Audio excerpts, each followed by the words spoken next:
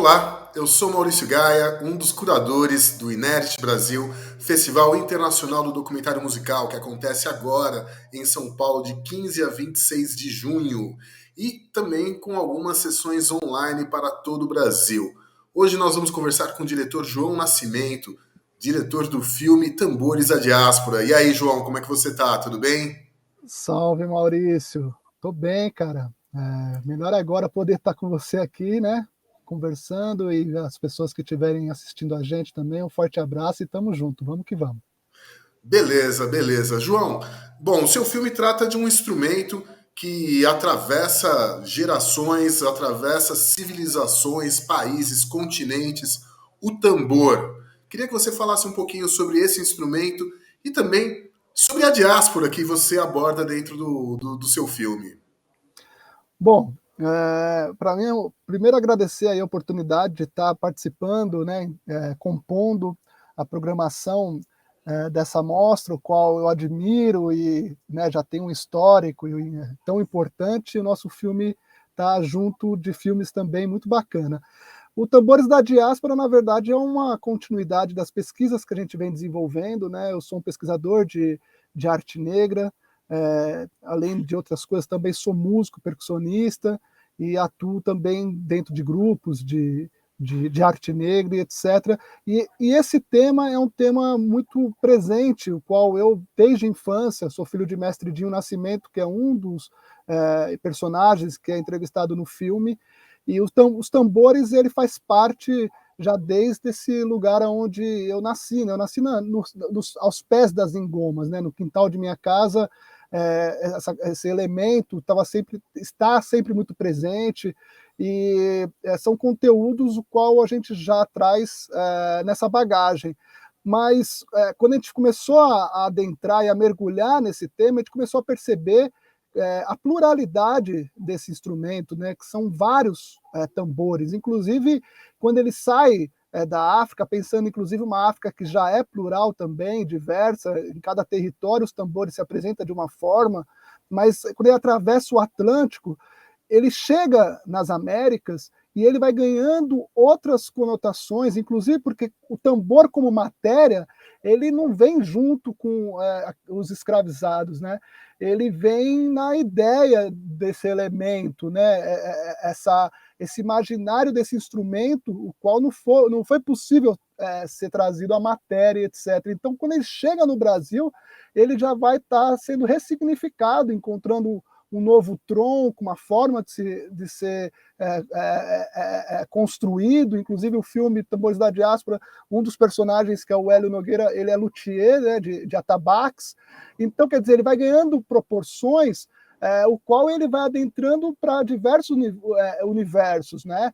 Desde a questão religiosa, ritualística, mas também dentro das produções, né? E que a gente chama que esses universos é a sua erudição, é a sua profundidade, desde a questões de técnicas de como tocar esse instrumento, mas da função do instrumento, inclusive da função dentro do ambiente sagrado, mas também dentro do ambiente de cura, mas também da função enquanto um instrumento de música, que ele dialoga e ele está inserido em diversas produções musicais de grandes artistas consagrados, até inclusive quando o elemento tambor não está, mas o pensamento que está inserido na forma que o tambor se apresenta. Quer dizer, a sua transposição, a sua forma, a sua linguagem, que ela vai sendo transposta para outros instrumentos, como o baixo, como a bateria, que também são tambores, são um conjunto de tambores, né? E o filme também traz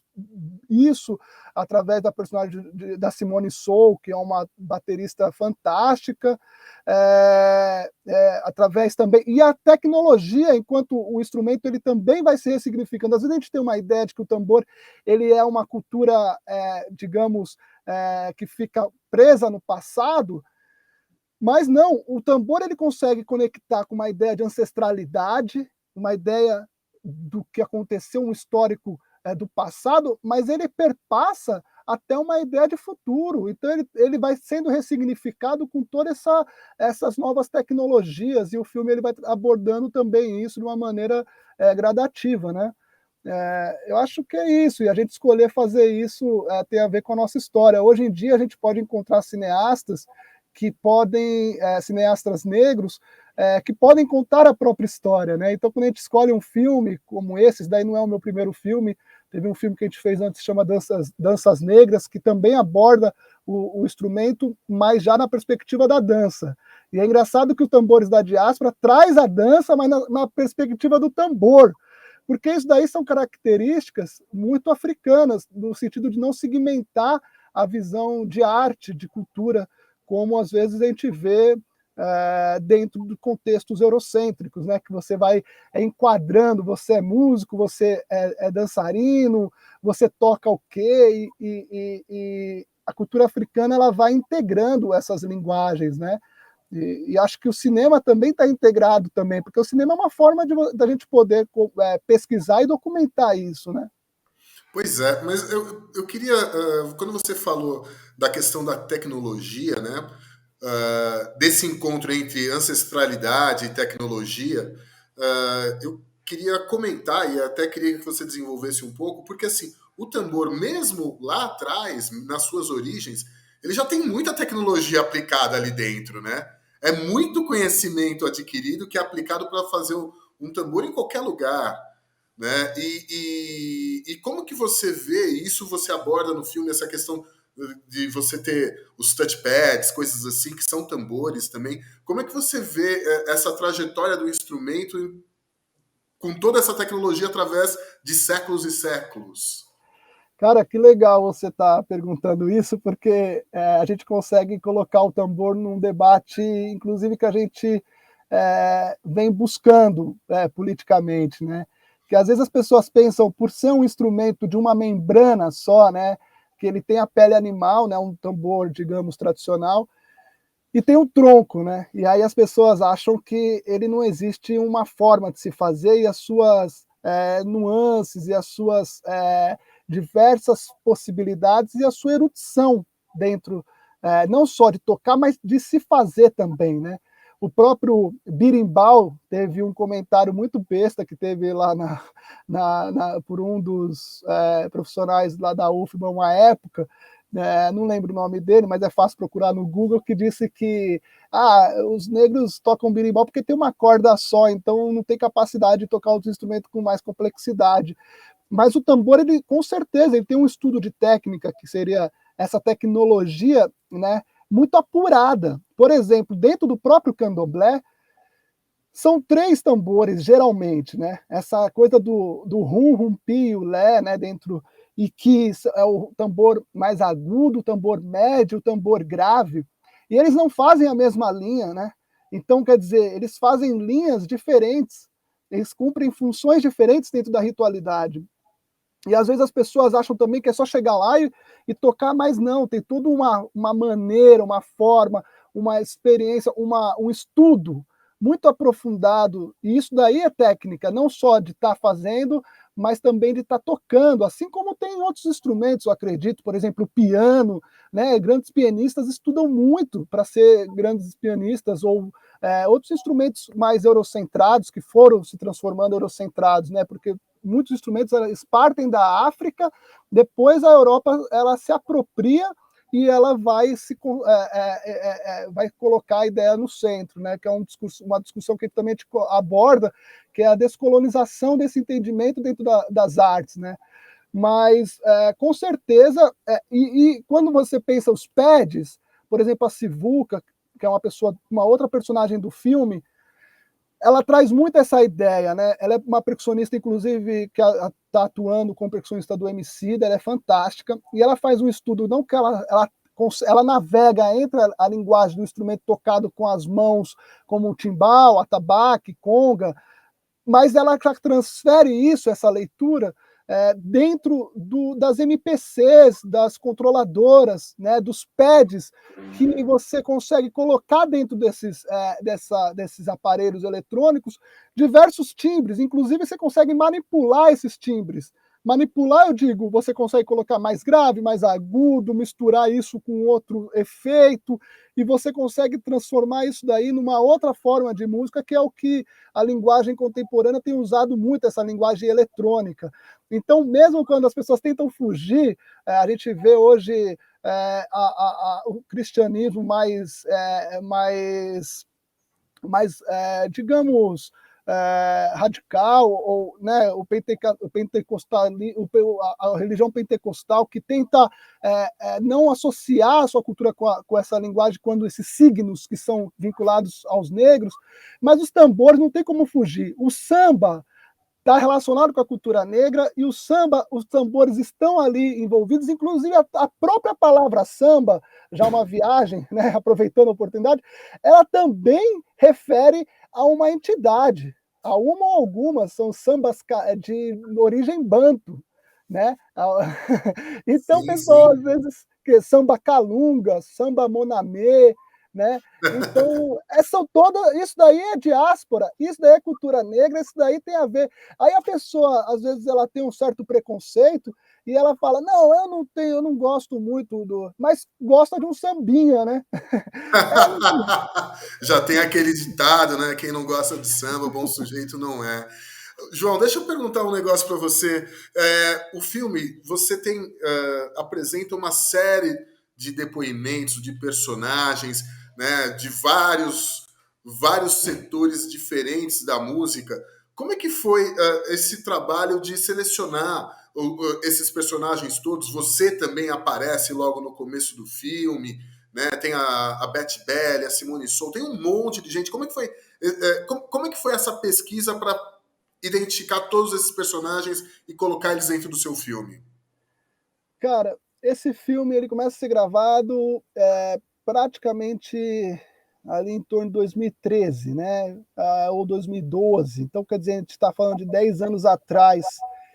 Ele começa com uma ideia de pesquisa mesmo, de interesse de compreender aí o pensamento desses percussionistas que têm o tambor como um elemento base em suas criações e como seu caminho aí de vida, porque o percussionista é quase um estilo de vida, né?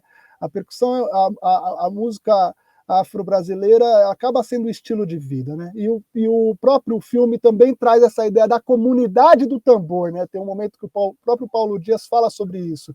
Então, se a gente for imaginar o que seria essa comunidade do tambor, é pensar o quanto que tem de manifestações que se organizam e fazem do tambor um modo de você poder se encontrar com o outro. O próprio samba, como eu comentei, tudo acontece em torno do tambor, o jongo, a capoeira, o candomblé, outras manifestações. Então, essa comunidade do tambor.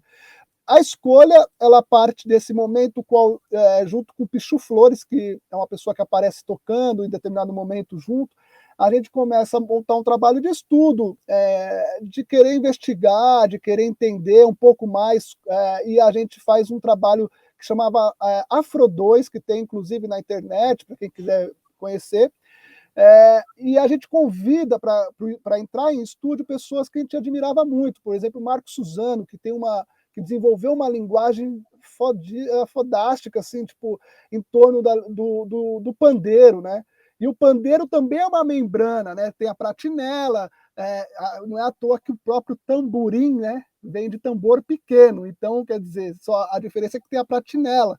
Mas então a gente vai começando, dentro do filme, vai começando a destrinchar essas possibilidades, esses caminhos que o tambor ele nos possibilita. E às vezes as pessoas até, inclusive, estão esperando que fale de uma maneira mais apenas dentro da questão da ritualidade, mas não, né? A gente também quebra alguns clichês relacionados a isso. Mas a Beth Belly, depois a gente foi buscar, é uma pessoa o qual traz uma ideia de. Ela estuda a questão das independências, ela é uma pessoa muito virtuosa no lance das técnicas, né? Porque ela tem uma visão de baterista, mas também tem um estudo muito aprofundado também como percussionista. Então a gente achava que poderia agregar muito, e ela tem um trabalho muito, digamos, de grande. Ela tem uma personalidade muito forte dentro dessa linguagem. Beth Belly, como representante de um dos blocos que eu acho mais significativos, inclusive incríveis, né, que traz as mulheres, porque é um debate também inserido. Há muito tempo as mulheres não podiam tocar, e eu acho que o próprio Lobá, ele quebra isso, né, ele traz isso com muita força, e a Beth Belly representa isso, e o qual no filme também agrega um conhecimento muito bacana, assim, né? Então a gente foi compondo essa rede, né? A gente foi costurando, e a partir mesmo das pessoas que estavam próximas daquilo que a gente tinha como experiência.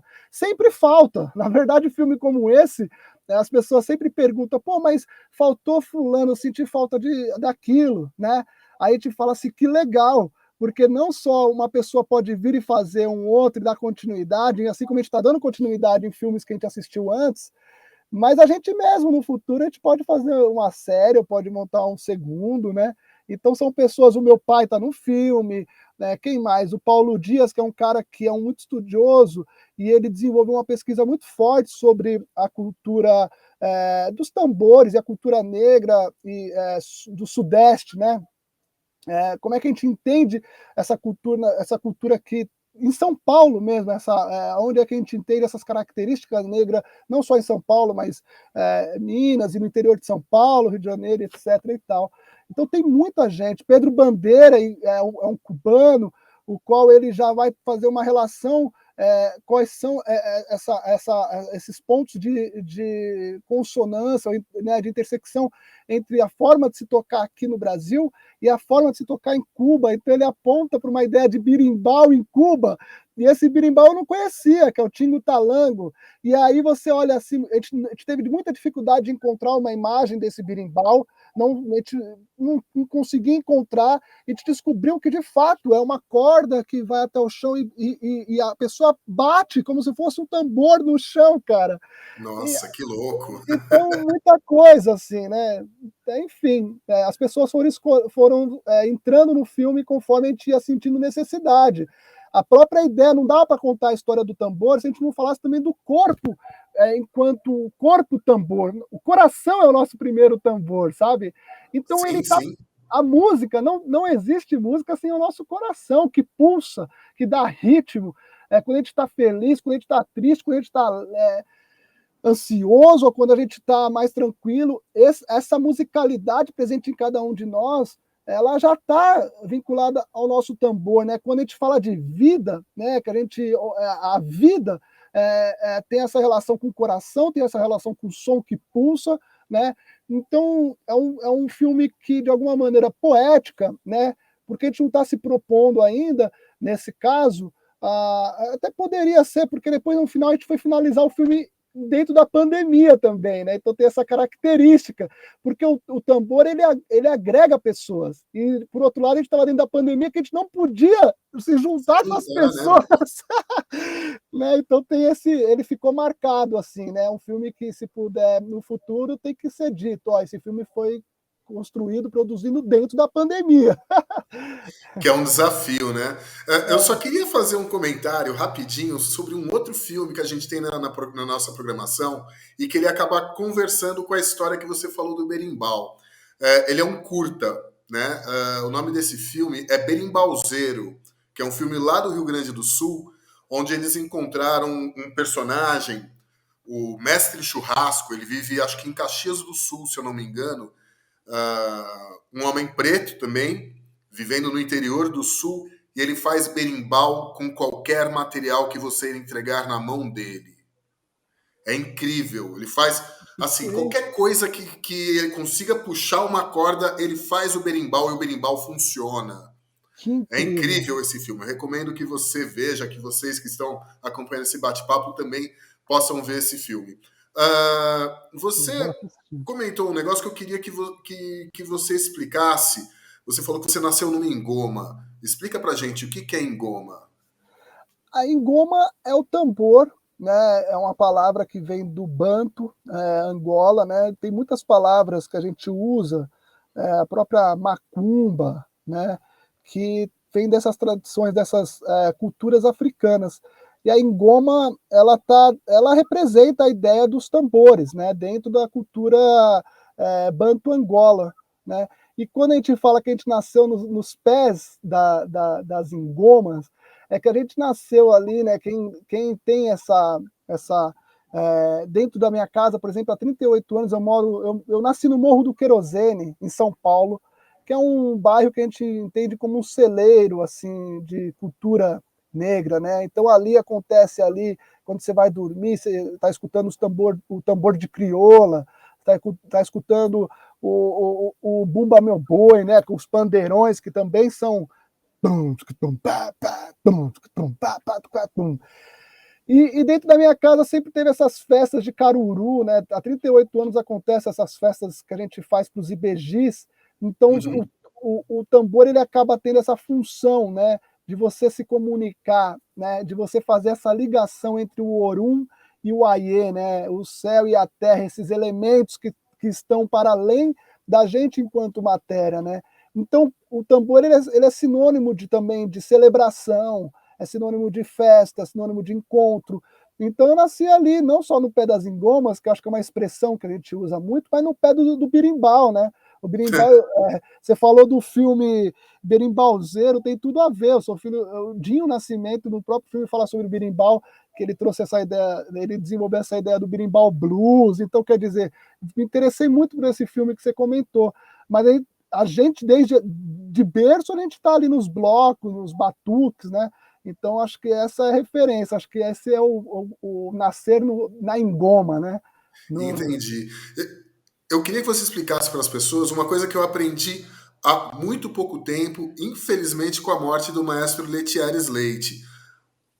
Os atabaques, o rump e o lé. O que eles são e eles têm funções, mas por que eles são assim? Ó, o rum é o mais grave, o rumpi e o lé, né? O médio e o agudo, né?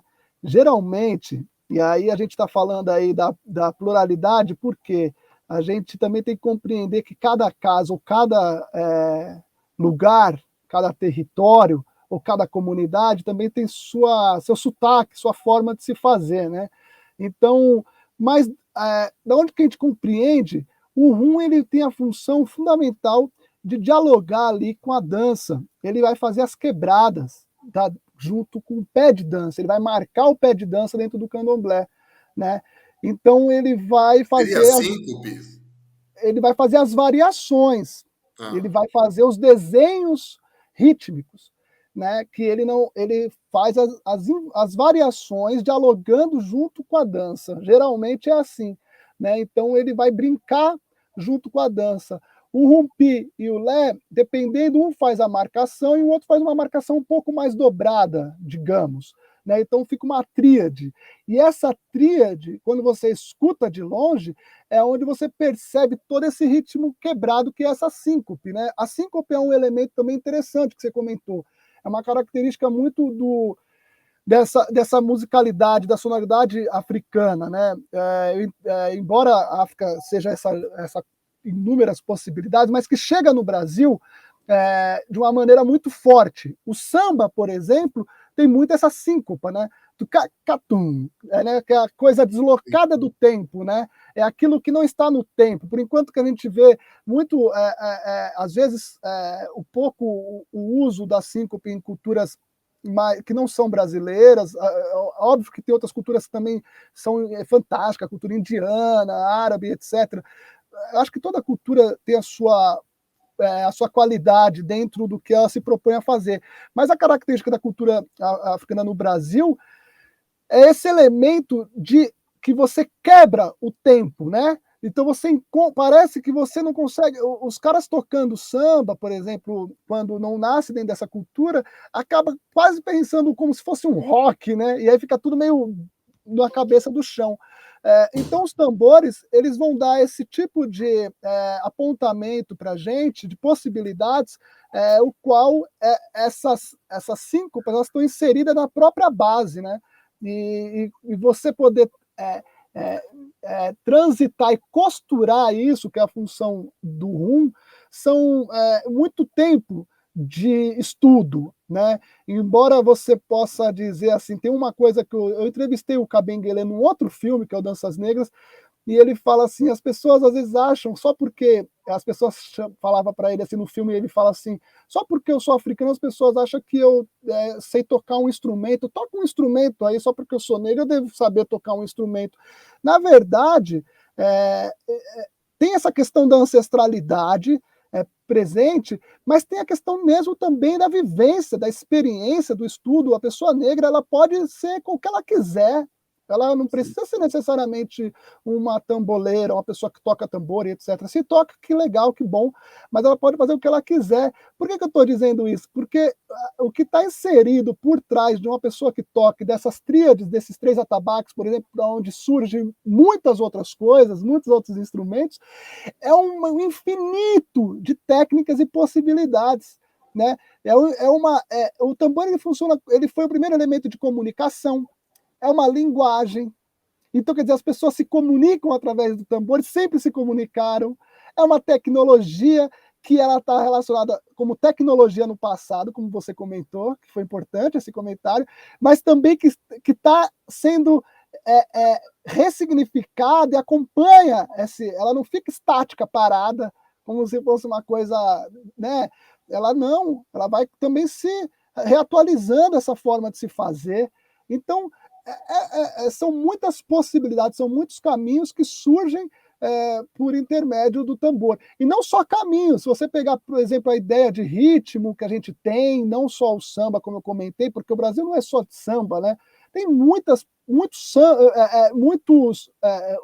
livro do Edson Carneiro ele fala samba de umbigada, mas ele vai entender a ideia de samba na sua pluralidade. Mas tem muitos ritmos que vêm dessa diáspora, e o próprio rock, que Sim, depois foi embranquecido, né? Ele é cultura negra e ele nasce também ali desses tambores, né? O blues é, do backbeat, né? total, o hip hop é tambor total, a picape é um elemento ali tecnológico, digital, talvez, que tem a ver com os tambores. Então, eu diria que tudo parte dos tambores, se eu não for um pouco meio tendencioso. Legal, legal. João, a gente já está encerrando aqui.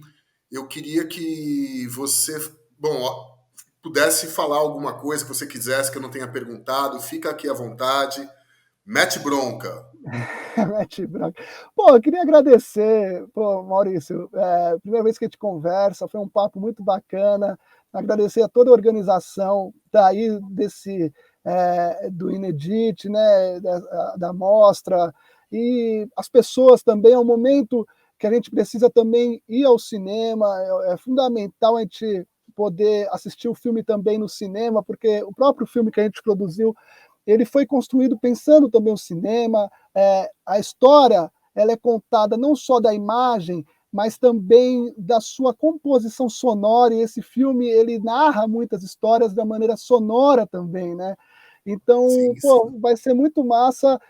Assistam, não só o Tambores da Diáspora, mas assistam os filmes que está nessa programação. Eu também vou assistir, e a gente fazer essa comunidade do cinema aí cada vez mais forte, porque o momento que a gente está vivendo é um momento de estar junto, respeitando, inclusive, né, com cuidado, a saúde, com máscara, etc. e tal, mas a gente precisa se manter vivo, né? E a nossa saúde psicológica, emocional, social, coletiva, a gente precisa cuidar. Então, estamos juntos, né? Vamos se manter vivo de uma maneira que a gente possa estar junto e com o cuidado necessário.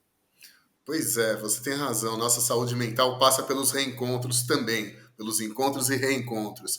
Queria agradecer muito você, João, e convidar você, queridíssimo espectador, a ir aos cinemas, ver a programação do Inédit, ver o Tambores da Diáspora, que é um filme bem bacana mesmo, e nos vemos no cinema. Axé, tamo junto. Axé.